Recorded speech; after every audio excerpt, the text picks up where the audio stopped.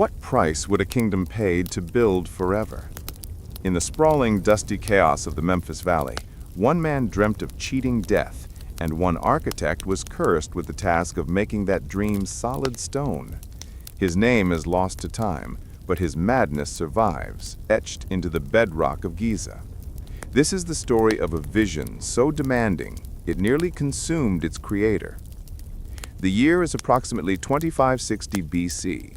The Nile, lifeblood and highway of Kemet, has just begun its annual retreat, leaving behind the black, fertile mud that is the guarantee of life. Yet amidst the certainty of the harvest, an uncertainty of staggering magnitude begins to take shape. Pharaoh Khufu, fourth ruler of the Fourth Dynasty, does not merely desire a tomb, he demands a stargate, a mechanism designed to launch his Ka, life force, and Ba, soul, into the eternal companionship of the sun god Re. Khufu was not a pharaoh known for quiet piety. He was known for demand. He ascended the throne and immediately declared his greatest, most singular focus, the Akhet Khufu, the horizon of Khufu. This was to be the Great Pyramid, the physical embodiment of his divine mandate. His chief architect, let us name him Hemiunu, drawing on the historical figure believed to have overseen the work, was summoned to the royal court not for praise, but for a simple, terrifying command: build me eternity. Hemiunu, a man of exceptional intellect and rigid discipline, stood before Khufu. He was a master of logistics, a scholar of astronomy, and a man who understood the language of stone better than the language of men. He knew the cost instantly. This project was not about labor, it was about re-engineering reality. The scale of obsession. Khufu demanded a structure that would rise over 480 feet and cover 13 acres. This meant quarrying, moving, and precisely stacking over 2.3 million massive stone blocks, some weighing up to 80 tons. The sheer volume was a physical impossibility in a world that did not know the wheel for heavy lifting. The time constraint. Pharaohs built their tombs as soon as they ascended. The pressure was immense. The pyramid had to be completed within the span of Khufu's natural life. Every year the pharaoh lived was a year Hemiunu gained. Every illness was a heart-stopping threat to the project's completion and Hemiunu's own life. The scene of the commencement was not one of orderly silence, but of resource-strained chaos. The capital, Memphis, was already teeming, but the pyramid project devoured resources like a sand monster. Logistical nightmare. Every single block of high-quality Tura limestone for the casing and granite for the chambers had to be transported. This meant thousands of men perpetually engaged in building and maintaining miles of ramps, haul roads, and canals leading from the Nile to the Giza Plateau.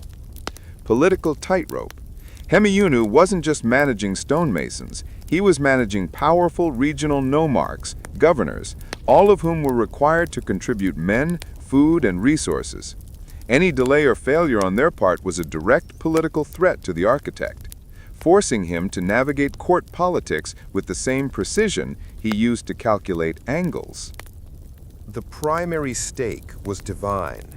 If the alignment was flawed, if the materials were insufficient, or if the pyramid collapsed, it was Hemiunu who would bear the fault. He would have ruined Khufu's journey to the stars, thereby damning the entire kingdom's agricultural prosperity for eternity. Hemiunu's life was not his own. It was forfeit to the precision of his plumb line. The first year was dominated by establishing the massive construction site, leveling the uneven desert bedrock to an astonishing fraction of an inch, and laying the 4 perfect corner sockets. It was a foundational act of mathematical genius, a silent declaration that the laws of man would now override the irregularity of nature. Hemiunu knew he was not just building a monument, he was creating a perfect geometrical machine powered by the blood, sweat, and engineering faith of the entire Egyptian civilization. His madness was the sheer belief that he, a mortal man, could successfully execute the vision of a god king and truly touch the heavens. Forget the whips and chains of Hollywood. The truth of the pyramid builders is far more complex and perhaps more haunting. The hands that built the Great Pyramid did not belong to defeated foreigners, but to Egyptians, farmers, bakers, and specialized artisans who were summoned not by cruelty, but by the relentless demand of the divine pharaoh and the necessity of statecraft. Their life was a constant negotiation between duty and exhaustion. Our story shifts from the blueprints of Hemiunu to the calloused hands of Kayamweset and his younger brother Iri. They were not slaves, they were men of the Delta, farmers whose primary allegiance was to the annual bounty of the Nile. But during the 4 months of the Akhet, the inundation season, roughly July to October, their fields were underwater. Khufu's administration transformed this mandatory downtime into the largest public works project in history. The summons was a mixture of religious duty and tax obligation. Men were recruited by their nomarchs, provided with rations, and marched to the Giza Plateau. They were not property, they were corvée labor, state service essential to the stability of the kingdom. They knew that their backbreaking work fed the gods, and by extension, sustained the world. Kayamweset and Iri's primary focus was the Tura limestone quarries, located across the Nile.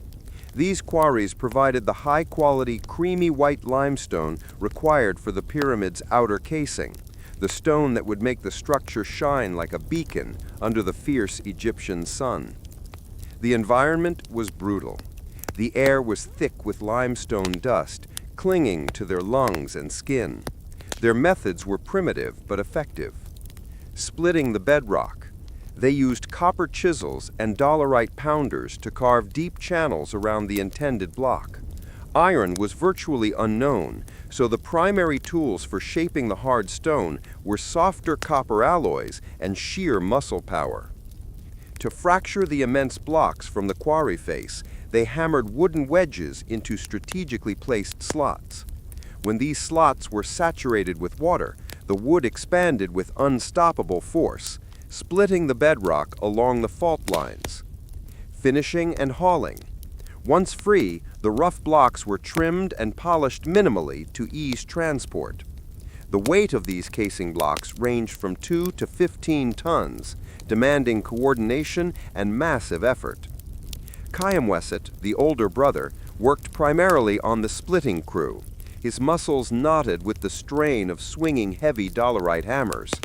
Young Iri, smaller but agile, was typically assigned to the haulage gangs.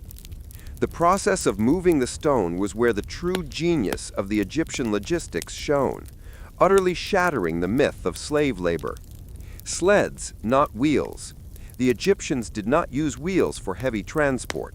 Instead, the blocks were strapped onto wooden sleds. The slippery slope. The key to movement was water and lubrication. Ahead of the sled, workers would pour water, or perhaps a mixture of oil and Nile mud, to reduce friction dramatically. The sled was pulled by teams of 20 to 30 men, often chanting rhythmic songs to keep their pace and effort unified. The coordination required for this task suggests a high level of organization and positive motivation, not coercion. Once dragged from the Tura quarry, the stones were loaded onto massive wooden barges and floated across the Nile during the inundation. They were then navigated to the custom-built harbor and canal system at the foot of the Giza Plateau. Iri often described the haulage teams as feeling like a massive single organism. The collective rhythm, the shouts, the grunts, the songs was the engine that moved the mountain. Yet the risk was constant. A snapped rope, a misplaced footing, or a sudden shift in the sled could lead to broken limbs, crushed feet, or even instant death under the weight of the stone. Injuries were not rare. Archaeological evidence shows healed, but serious bone fractures among the worker remains. Crucially, the pyramid builders lived in a highly structured temporary city, now known as the Lost City of the Pyramid Builders, Hedit el Bruab. This site, excavated by Dr. Mark Lehner, reveals a logistical marvel that ensured efficiency and health. Workers were fed extremely well, a necessity for the physical demands. Their daily diet included beef, a luxury rarely afforded by common Egyptians, massive amounts of beer, nutritious liquid bread, and fish. Estimates suggest the administration slaughtered thousands of animals daily to feed the core workforce. The remains show evidence of sophisticated surgical procedures and careful bone setting. The presence of dedicated physicians and clinics underscores the state's vested interest in keeping its specialized workforce alive and healthy. The workers lived in long, organized barracks with clear divisions, suggesting specialized teams and strict hierarchies.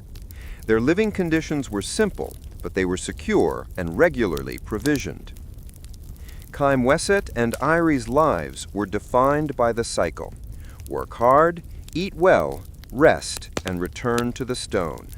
It was a life of sand and sorrow, marked by the relentless grind of labor, but also structured by the honor of participating in the pharaoh's ascension, a spiritual investment that ensured the prosperity of the entire kingdom. They were the engine that drove Haminu's obsession into reality, sacrificing their comfort, strength, and years for a structure they knew would outlast their entire bloodline. As the base of the pyramid was finalized, leveled across its 13-acre span to an incredible variance of less than an inch, Haminu faced the phase that truly terrified him: the vertical rise. Pharaoh Khufu's tomb was not just a tomb, it was a cosmic machine whose efficacy depended on two non-negotiable geometric demands. Perfect cardinal alignment. The four sides had to be aligned almost perfectly with true north, south, east, and west. The sacred slope. The sides had to rise at a uniform, sacred angle of 51 degrees 51 minutes, often simplified as 51 degrees, a ratio known as the Secrete, which ensured the pyramid's apex would be the highest point on Earth, a direct conduit to the sun god Re. Any error in these specifications would not just be an architectural failure, it would be a theological disaster, condemning Khufu's soul and inviting chaos, Isfet, upon Egypt. Haminu and his master surveyors, the Harpedoneptai, or rope stretchers, did not rely on modern equipment. Their tools were simple, their execution profound. To establish the cardinal points, they likely relied on circumpolar stars like the Great Bear and Little Bear constellations, which circle the north celestial pole. By using a deep circular sighting wall and carefully marking the rise and fall of a star, Haminu could bisect the angle between the star's highest and lowest points, thus establishing a perfect north-south line. To ensure the foundation remained absolutely level, they used simple tools like the A-frame level, a tripod device with a plumb line. Every single block placed had to be checked against a perfectly squared, fixed point, ensuring the horizontal lines never deviated. The architects utilized the ratio of rise over run, known as the Secrete, to maintain the slope. The precise 51 degrees 51 minute angle is the result of using a rise of 14 palms for every horizontal run of 11 palms. Remarkably, this ratio resulted in a near-perfect approximation of pi, or pi, the ratio of a circle's circumference to its diameter, a concept they may not have formally articulated, but used practically. The Great Pyramid, therefore, subtly incorporates the geometry of the circle, linking the eternal journey of the sun, circular, to the stable ascent of the tomb, triangular. As the construction moved past the first 50 feet, the complexity multiplied. The blocks were no longer hauled to the base. They had to be dragged up massive temporary ramps built of mud, rubble, and gypsum. Maintaining the 51-degree angle on the ascending face, block by block, became a daily challenge for Khaimweset's crew. The constant vibration from the hauling, the seasonal expansion and contraction of the materials, and the sheer weight of the growing mountain meant measurement was a perpetual battle against entropy. There were moments of high drama. One incident Haminu later documented involved a dispute over the alignment of the northwest corner. A slight deviation in the foundation course meant that the subsequent 10 courses were drifting off the true north alignment. Haminu, observing the discrepancy through his sighting sticks at dawn, was forced to order the painful, dangerous task of partial dismantling and re-leveling the enormous blocks, a delay that infuriated the pharaoh's overseers and placed a shadow over Haminu's reputation. As the pyramid grew higher, the weight of the structure threatened the internal chambers. The weight of the stone pressing down on the king's chamber was immense. Haminu engineered the solution, relieving chambers, 5 of them stacked vertically, above the king's chamber, designed to divert the 1,000-ton pressure of the masonry away from the burial room. It was a structural Hail Mary, an architectural gamble meant to ensure that Khufu's chamber would remain eternally intact. Haminu, standing atop the rising mountain of stone, was less an architect and more a high priest of mathematics, constantly praying that his calculations, based on nothing more than rope, water, shadow, and intellect, would be sufficient to satisfy the divine demands of his pharaoh. The outer ascent of the pyramid was a matter of mathematics and brute force. The internal construction was a matter of architecture and faith. As the Great Pyramid rose, the true challenges shifted from the exposed faces of the ramp to the dark, intricate tunnels and chambers deep within the stone mass. This phase required the most precise and dangerous work of the entire project. Haminu's design incorporated a complex internal structure unlike any previously attempted tomb. This was not just a simple hollow room. It was an engineered path for the soul, the ascending and descending passages, the queen's chamber, and finally, the colossal king's chamber. The shift in material underscored the severity of the commitment. While the bulk of the pyramid was built from local limestone, the burial complex used Aswan red granite. This material was far harder, more beautiful, and infinitely more difficult to transport and shape. The granite blocks, some weighing between 25 and 80 tons, had to float hundreds of miles down the Nile from the Aswan quarries. Moving them into the rising pyramid presented an engineering nightmare. They were hauled up the main construction ramps, but the heaviest blocks, especially those destined for the roof of the king's chamber, the famous relieving chambers, required immense coordinated effort. Working in darkness, Kaimweset's crew, having mastered the heat and dust of the quarry, now faced the claustrophobic darkness and stale air of the internal passages. Working with dolerite pounders and copper tools in those confined spaces, illuminated only by small smoking oil lamps, was exhausting and inherently risky. Every hammer blow echoed deafeningly in the narrow granite shafts. The most audacious architectural feature was the Grand Gallery. This steep, towering corridor, 153 feet long and 28 feet high, was built with corbelled, interlocking walls. It served 2 crucial functions: a ceremonial avenue for the funeral procession and, structurally, a storage and delivery mechanism for the massive granite beams and ceiling blocks. Moving the colossal granite beams destined for the king's chamber up that steep, narrow incline required specialized teams. They used reinforced wooden sleds, ropes, and potentially complex lever and pulley systems, though not classical pulleys, to exert enough force. The work was slow, inch-by-inch progress. A single slip could send an 80-ton beam hurtling down the gallery, instantly crushing dozens of men. The fear of collapse was a constant companion, ensuring that precision and teamwork were absolute requirements. A failure meant not just death, but sacrilege. The culmination of the internal construction was the moment the granite sarcophagus was positioned within the king's chamber. This massive, lidless box, made of a single piece of dense granite, was the final resting place for Khufu's mummy. It was installed before the chamber was finished, as it was too large to fit through the narrow passages once the ceiling was complete. The final act of the builders was the sealing mechanism, designed to secure the pharaoh's body and belongings for eternity. Once the burial rites were complete, massive granite plug stones were released from the upper section of the grand gallery. These blocks slid down pre-cut grooves, locking the passages leading to the king's chamber. Crews meticulously filled the lower horizontal entrance passage with limestone blocks and cement or gypsum mortar to disguise the entrance entirely.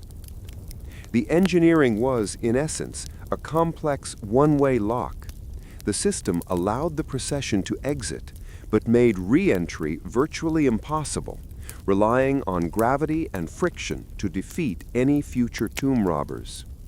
For Kayemweset and the specialized sealing team, this was the moment of ultimate commitment. They were the last mortals to see the king's chamber whole. Their task was to entomb their divine ruler and then entomb the passages behind them, ensuring that even their own exit was fraught with danger as they navigated the tightening, sealed tunnels. The completion of the internal structure marked the point of no return. Hemiunu had successfully navigated the darkness, securing Khufu's body within a granite fortress, ready for the final ascent of the stone structure to the apex. The zenith was reached not with celebration, but with a sudden, profound stillness. After 3 decades of ceaseless noise, dust, and staggering human effort, the Great Pyramid was complete. This final stage, covering the placement of the capstone and the subsequent dissolution of the massive construction state, marks the moment Egypt collectively exhaled, a collective breath that instantly felt both necessary and tragically empty. The culmination of Hemiunu's life work came not with a granite cornerstone, but with the pyramidion. This final capstone was likely carved from highly polished granite or basalt, and perhaps even gilded with gold. It was the ultimate statement of the pharaoh's power, designed to capture and reflect the sun's first and last rays, acting as a divine lightning rod between the earth and the heavens. The placement of the pyramidion was the most delicate logistical challenge of all. It required specialized elite teams to haul the finished stone up the last remaining steep section of the ramp, possibly using a complex system of levers and ropes built onto the stone scaffolding that still encased the very top of the structure. There were no massive crowds below to cheer. The work was too dangerous, too high, and too sacred for public viewing. For the handful of men who witnessed it, perhaps Kayemweset's most experienced haulers and Hemiunu himself, it was a moment of terrifying, final gravity. When the capstone finally settled into its prepared socket, the mountain of stone was complete. The great purpose of Khufu's reign was achieved. The completion triggered an immediate emotional vacuum across the Giza Plateau. The most visible sign of this transition was the systematic dismantling of the construction ramps. These colossal earthen structures, which had been the highway for millions of stones, were now useless. Thousands of men were reassigned to the task of breaking down the ramps and carefully applying the outer casing of Tura limestone, creating the smooth, dazzling white surface that gave the pyramid its original name, the Horizon of Khufu. The immense workforce was disbanded. Kayemweset and Eri, like thousands of others, packed their meager possessions and headed back to the delta. Their villages saw not conquering heroes, but men who were physically spent and profoundly changed by decades of structured labor. They returned to their fields, their bodies hardened, their minds filled with the geometry of mountains, finding the rhythms of farming suddenly quiet and small. The fate of Hemiunu is uncertain, but the historical narrative suggests an end befitting his obsession. Having served his purpose, the great architect, the man who had ordered the life of the kingdom for 30 years, vanishes from the records. His own tomb, though grand, is overshadowed by the very mountain he created. One can imagine him, stripped of his authority, walking the silent plateau, unable to comprehend a world that no longer demanded the impossible. Hemiunu may have been brilliant, but his genius was a finite resource tied wholly to Khufu's vision. Within a year or two of the pyramid's completion, Pharaoh Khufu died. His death was the final somber confirmation that the massive project had been completed just in time. The funeral rites were performed, and the final granite plugs slid into place, locking the king's chamber in utter, profound darkness. The huge workers' city, Hayat el-Khurab, did not disappear instantly, but it shrank dramatically. The focus shifted from construction to eternal vigilance. The plateau was now overseen by a dedicated priesthood and a corps of guards. Their singular sacred duty was to maintain Khufu's mortuary cult and, crucially, to protect the tomb from robbers. The most intense demand placed on the kingdom shifted from building to guarding. The people knew, deep in their collective psyche, that if the tomb was desecrated and Khufu's transition to the stars was disrupted, the Nile might fail, the harvest might vanish, and chaos would reign. The immense cost of the pyramid was now an infinite insurance premium paid through constant vigilance. The Great Pyramid stands as the ultimate paradox of Egyptian civilization. It was the height of human achievement, a flawless architectural masterwork that proved the organizational, mathematical, and logistical supremacy of the early Egyptian state. It was an engine of national unity, mobilizing a diverse population under a single shared purpose that transcended social class. Yet it was also a crushing demand, a continuous drain on the nation's human and material spirit that may well have contributed to the internal instability and eventual decline of the Old Kingdom. The immense consumption of resources was so staggering that Khufu's successors struggled to match his display, leading to smaller, less ambitious construction projects.